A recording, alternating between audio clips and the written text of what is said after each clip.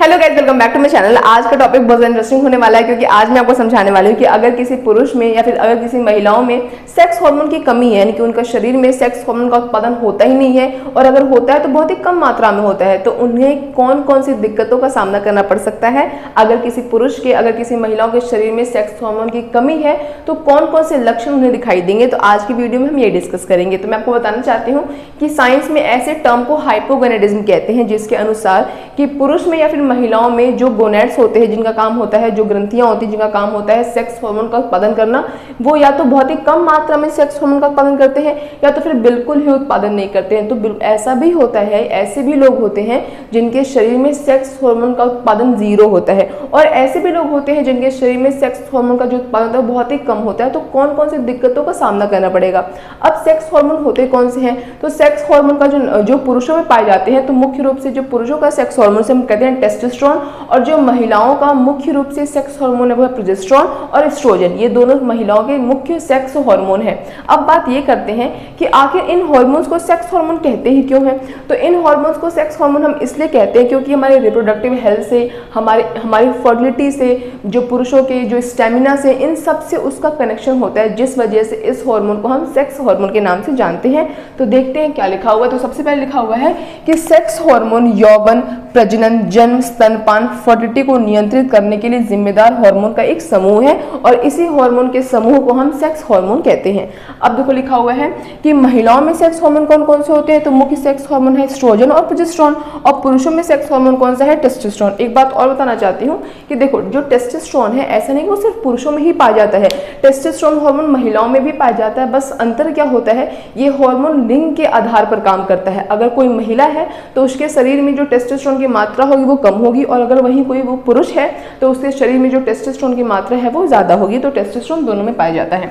अब बात करते हैं लक्षण के बारे में। कौन से लक्षण के बारे में, कि अगर किसी पुरुष या फिर किसी महिला के शरीर में सेक्स हार्मोन की कमी है तो उसे कैसे पता चलेगा, क्योंकि देखो लक्षण सबसे ज्यादा इंपॉर्टेंट होते हैं। कोई भी आप बीमारी पढ़ रहे हो, कोई शरीर से रिलेटेड कोई इश्यूज को पढ़ रहे हो, तो सबसे इंपॉर्टेंट उसमें क्या होता है, लक्षण होता है, सिम्टम्स होते हैं। जब कोई सिम्टम्स पहचानोगे तभी तो उसके ट्रीटमेंट को जाओगे। जब सिम्टम्स ही पहचान नहीं पाओगे तो ट्रीटमेंट को तो आपके मन में सवाल ही नहीं आएगा। तो सबसे पहले हम लक्षण जानते हैं कि कौन कौन से लक्षण को हम देख सकते हैं अगर हमारे में सेक्स हार्मोन की कमी है। तो सबसे पहले थकान भी क्या होता है, सिम्टम्स होता है।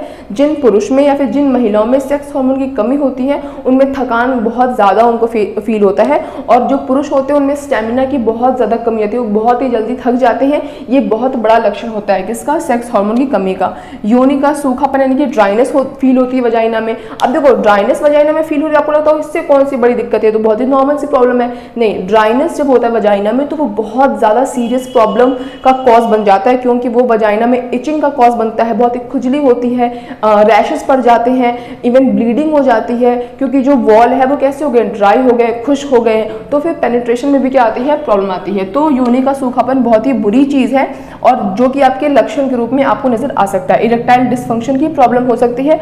जो पुरुष है उनको इरेक्शन बनाने में या फिर इरेक्शन को लंबे समय तक रखने में उन्हें अगर समस्या आ रही है तो जरूर से जरूर आपको एक बार जाके चेक कराना चाहिए। आपको सेक्स हार्मोन की आप में कमी हो सकती है। आगे लिखा हुआ है इनफर्टिलिटी यानी बांझपन की प्रॉब्लम। ऐसा तो है नहीं कि बांझ जो सिर्फ महिलाएं होती हैं, हालांकि ये शब्द महिलाओं के लिए अक्सर यूज किए जाते हैं, बट बांझपन की समस्या अगर महिलाओं में होती है तो वो पुरुषों में भी होती है। तो पुरुष का बांझपन या फिर महिला बांझपन, दोनों की समस्या और दोनों के लक्षण आपको दिख सकते हैं। बांझपन लक्षण कैसे है, बांझपन लक्षण ऐसे है कि आप बहुत समय से ट्राई कर रहे हो, कंसीव करने की कोशिश कर रहे हो, बट तमाम प्रयासों के बाद भी आप कंसीव नहीं कर पा रहे, यानी कि आपको इनफर्टिलिटी का आपको लक्षण दिखाई दे रहा है, आपकी इनफर्टिलिटी कंफर्म नहीं हुई है, तो इसलिए हम इनफर्टिलिटी को लक्षण में पढ़ रहे हैं। हालांकि ये समस्या भी हो सकती है। आगे लिखा हुआ है चिड़चिड़ापन, मूड स्विंग्स होते हैं, चिड़चिड़ापन होते ही भी आपके सेक्स हार्मोन में कमी का कारण हो सकता है। और मैं आपको एक बात और बताना चाहती हूँ, जो सेक्स हार्मोन की जो कमी होती है वो पुरुषों से ज़्यादा ये समस्या महिलाओं में देखी जाती है।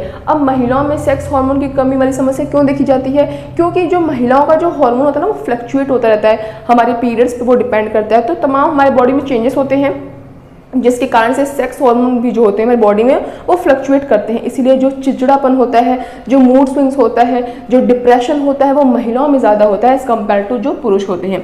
आगे लिखा हुआ है अनियमित मासिक धर्म कि ये भी लक्षण हो सकता है या फिर ये भी लक्षण दिखाई देता है। और ज़्यादातर ये होता है कि जब हमको इरेगुलर पीरियड्स होते हैं, जो महिलाएं होती हैं जब उनको पीरियड्स बराबर, यानी कि मान लो किसी का 28 डेज का साइकिल है, किसी का 30 डेज का साइकिल है, किसी का 21 डेज का साइकिल है, तो उसको उसके साइकिल के हिसाब से पीरियड्स होने चाहिए। अब मुझे 28 डेज पे हो रहे हैं, किसी को कभी 30 डेज पे, कभी 35 डेज पे, कभी 40 डेज पे, तो ये सही बात नहीं है। तो हमको जाकर या फिर उनको जिनको ये समस्या हो रही है उनको जाकर डॉक्टर से चेकअप जरूर से जरूर कराना चाहिए। आगे देखो लिखा हुआ है दिक्कतें, कि मेन मुद्दे पे आते हैं कि कौन कौन सी दिक्कतों का हमको सामना करना पड़ेगा। तो सबसे पहले देखो लिखा हुआ है इनफर्टिलिटी, कि अगर आप में सेक्स हार्मोन की कमी है तो 110% आपको इनफर्टिलिटी की प्रॉब्लम आएगी। आप बहुत प्रयासों के बाद भी आप कंसीव नहीं कर पाओगे, इसीलिए सेक्स हार्मोन को बैलेंस करना बहुत ज़्यादा ज़रूरी है। आगे देखो लिखा हुआ है डिलेड प्यूबर्टी, की जो आपकी प्यूबर्टी होगी वो डिले हो जाएगी। अर्ली मेनोपॉज, की मेनोपॉज क्या होता है? मेनोपॉज वो होता है क्योंकि देखो हम लड़कियां हैं या फिर जो भी लड़कियां हैं वो लिमिटेड अंडों के साथ पैदा होती हैं, तो एक ना एक दिन तो वो अंडे खत्म हो जाने हैं, और जब वो अंडे खत्म हो जाते हैं, जब आपको पीरियड्स आना बंद जाते हैं, तो सिचुएशन को हम मेनोपॉज कहते हैं। तो बहुत ही जल्दी मेनोपॉज हो जाता है। ऐसा इसलिए होता है क्योंकि आप में जो सेक्स हार्मोन है वो बैलेंस नहीं है, वो फ्लक्चुएट हो रहे हैं और उसकी कमी देखी जा रही है। आगे बात कर रहा है लो बोन डेंसिटी, ये बहुत बड़ी प्रॉब्लम है, ये महिलाओं में भी देखी जाती है और ये पुरुषों में भी देखी जाती है। सेक्सुअल प्रॉब्लम, आपको सेक्सुअल रिलेटेड कई सारे प्रॉब्लम का सामना करना पड़ सकता है। इरेक्टाइल डिसफंक्शन, मैंने आपको बताया था इरेक्टाइल डिसफंक्शन लक्षण भी है, और ऐसा भी है कि अगर आपको सेक्स हार्मोन की कमी है तो आपको इरेक्टाइल डिसफंक्शन यानी कि इरेक्शन बनाने में समस्या आनी ही आनी है। आगे लिखा है डिक्रीज इन हेयर ग्रोथ, कि जो चेस्ट पे मेल्स की ग्रोथ होते हैं, जो बियर्ड होती है, जो उनकी मूछें होती हैं, फिर जो सर पे हेयर ग्रोथ होता है, सेक्स हार्मोन की कमी से ये जो बाल होते हैं ना, ये भी इनका भी जो ग्रोथ है वो डिक्रीज जाता है और हेयर फॉल की प्रॉब्लम भी देखी जाती है।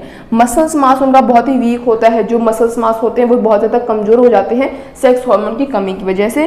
डेवलपमेंट ऑफ ब्रेस्ट टिश्यू, जो मेल होते हैं उनमें तो ब्रेस्ट नहीं होता ना, लेकिन फिर भी क्या होता है सेक्स हार्मोन की कमी कारण से जो ब्रेस्ट टिश्यू है वो डेवलप करने लग जाते हैं, तो ये भी समस्या देखने को मिलती है।